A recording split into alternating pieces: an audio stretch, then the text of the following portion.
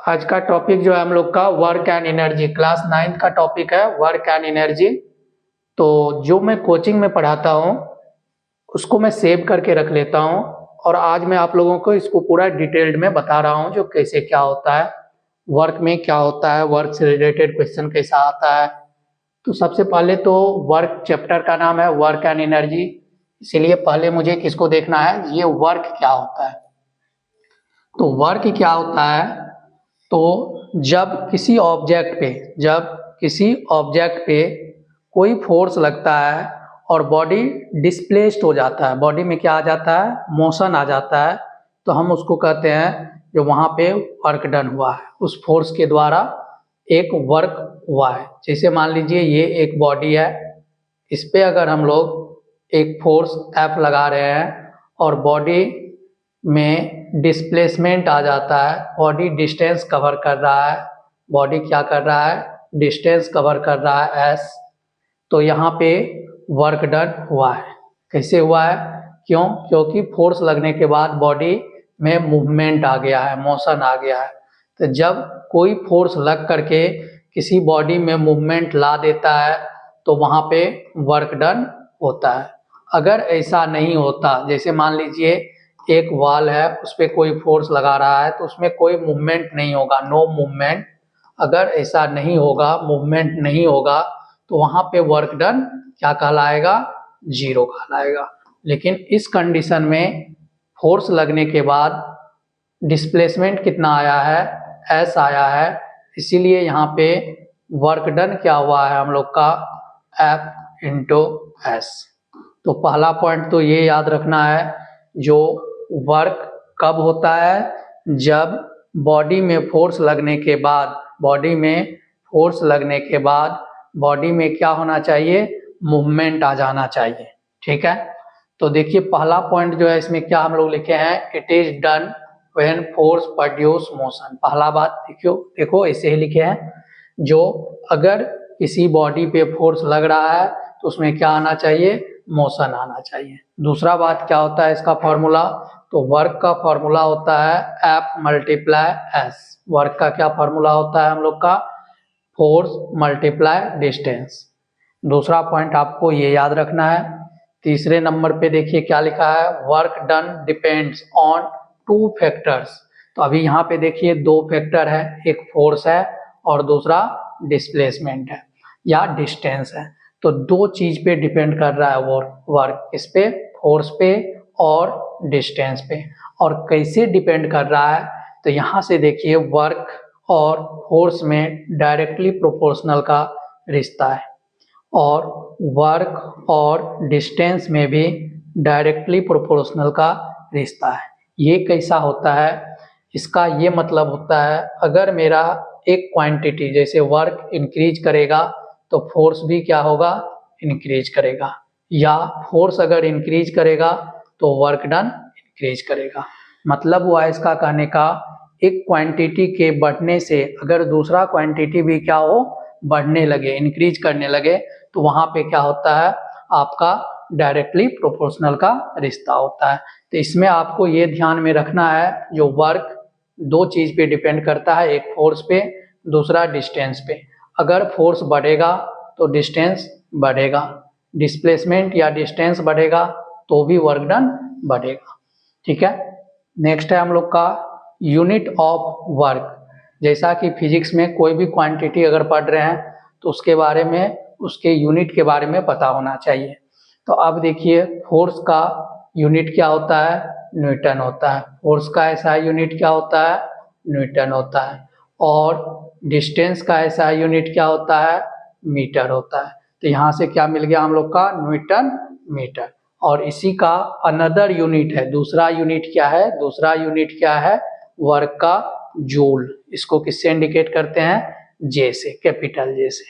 अब फिजिक्स में ये सबसे बड़ा इंपॉर्टेंट टॉपिक होता है, जो what is one joule work, one joule work. जैसे हम लोग कहते हैं ना, जो what is one Newton force, what is one joule work, उसी तरह है।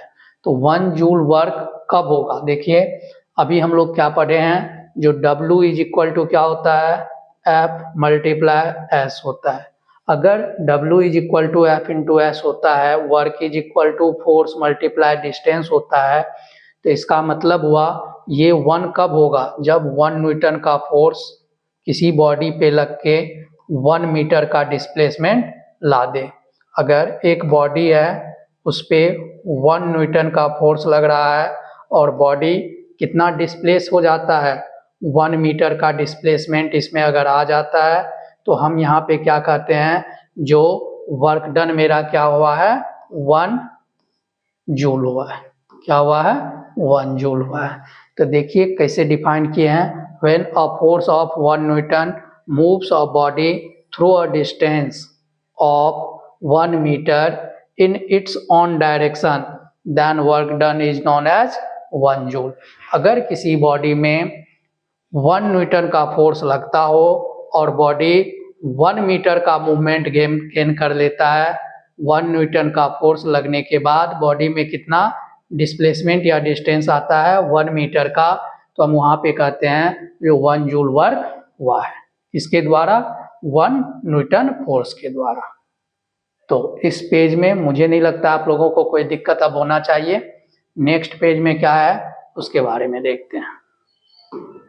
नेक्स्ट पेज देखिए क्या है, वर्क कैसा क्वांटिटी है। नहीं, फिजिकल क्वांटिटी जो होता है 2 तरह का होता है। फिजिकल क्वांटिटी 2 तरह का होता है, एक होता है वेक्टर क्वांटिटी, फर्स्ट चैप्टर में पढ़े होंगे फिजिक्स का, और एक होता है स्केलर क्वांटिटी। तो वेक्टर क्वांटिटी कौन होता है, जिसमें मैग्नीट्यूड भी होता है, मैग्नीट्यूड भी होता है और साथ में डायरेक्शन भी होता है। क्या होता है, डायरेक्शन होता है बच्चों। स्केलर क्वांटिटी कौन होता है, जिसमें ओनली मैग्नीट्यूड होता है। इसमें क्या होता है, मैग्नीट्यूड होता है। तो मैग्नीट्यूड होने के कारण इसमें सिर्फ और सिर्फ ये क्या है, स्केलर क्वांटिटी है। और मैग्नीट्यूड साथ साथ डायरेक्शन अगर हो रहा है किसी बॉडी में, तो ये क्या कहलाता है, वेक्टर क्वांटिटी कहलाता है। तो वर्क में कैसा होता है, वर्क एक स्केलर क्वांटिटी है। उसी तरह अब आ रहा है क्वेश्चन, जो एक आदमी है standing still at the bus, बस में खड़ा है, बस स्टॉप पे खड़ा है और उसके हाथ में एक हैवी सूटकेस है रखा हुआ है, तो क्या वो वर्क किया है, नहीं, वो काम नहीं किया है। पूरा थक जाएगा लेकिन काम नहीं करेगा। क्यों, क्योंकि उसमें कोई सी तरह का डिस्टेंस कवर नहीं किया हुआ है। ठीक है, वो क्या है, चल में खड़ा है। Work done against gravity. उसी तरह जिस तरह से आप ये बात समझे हैं, दूसरा बात समझिए, जो अगर कोई एक कुली है, एक कुली है और कुली माथे पे बोझा रखा हुआ है और चल रहा है, तो भी वो वर्क डन नहीं कर रहा है। इस कंडीशन में वर्क उसका क्या हो रहा है, 0 हो रहा है। तो ये सब कैसे हो रहा है, अभी फर्दर आगे वाले जो है ना पेज पे है, उसके बारे में डिटेल में पढ़ेंगे। नेक्स्ट है हम लोग का व्हेनेवर वर्क इज डन, जब वर्क होता है किसके अगेंस्ट ग्रेविटी। जैसे मान लीजिए यहाँ पे एक m ऑब्जेक्ट है, m मास का ऑब्जेक्ट है, और इस m मास के ऑब्जेक्ट को हम लोग कहाँ पे ले जा रहे हैं, हाइट पे ले जा रहे हैं, और हाइट कितना है, h है। तो एक फोर्स इस m मास पे एक नीचे की तरफ फोर्स एक्ट हो रहा है, वो किसके इक्वल हो रहा है, mg के इक्वल हो रहा है। तो फोर्स हो गया mg, और ये जो हाइट है ये किसके इक्वल हो गया, s के इक्वल हो गया। ठीक है, तो यहाँ से वर्क डन कितना हो जाएगा मेरा, F इंटू एस, पढ़े थे अभी ऊपर, तो F के जगह mg आ जाएगा और s के जगह h आ जाएगा। तो वर्क डन क्या हो जाएगा, mgh हो जाएगा। तो किसी भी बॉडी को जब हम लोग लिफ्ट करके ले जाते हैं, जैसे ये बॉडी है, इसको यहाँ से अर्थ से लिफ्ट करके ऊपर ले जाते हैं, तो यहाँ पे जो मेरा वर्क डन होता है वो mass into acceleration due to gravity into height होता है, जितना हाइट ऊपर हम लोग बॉडी को ले जा रहे हैं। तो ये जो है आपको क्लियर हो गया होगा। नेक्स्ट जो है पेज, इसमें क्या है हम लोग का, नेक्स्ट पेज देखिए, how much work is done by a force कह रहा है। न्यूमेरिकल्स आ गया अब, और फिजिक्स में तो जितना अच्छा आपका न्यूमेरिकल्स पे पकड़ होगा उतना अच्छा आपका थ्योरी आपको समझ में आएगा। मेन होता है फिजिक्स में numericals. How much work is done by a force of 10 Newton. तो पहला बात देखिए इसमें क्या दे रखा है, F is equal to 10 newton. In moving an object through a distance of 1 metre. कितना मीटर मूव किया है? तो 1 मीटर डिस्टेंस हो गया। ठीक है, क्या फाइंड करना है? वर्क डन फाइंड करना है। तो वर्क डन का क्या फॉर्मूला होता है? तो F × S। क्या मिल गया? 10 × 1। कितना आंसर आया? 10 जूल। इस तरह से नेक्स्ट क्वेश्चन जो है हम लोग का, उस पे आते हैं। Calculate the work done in lifting 20 kg। Calculate the work done in lifting 20 kg। ठीक है, तो पहला बात, एक ग्राउंड से 20 kg मास का एक ऑब्जेक्ट को ऊपर लेके गए। ठीक है, कितना मास है इसका? तो M कितना मिल गया है? 200 kg है, 20 kg नहीं है, 200 kg है। और वाटर है through vertical height of 6 metre. और हाइट कितना दे रखा है इसका?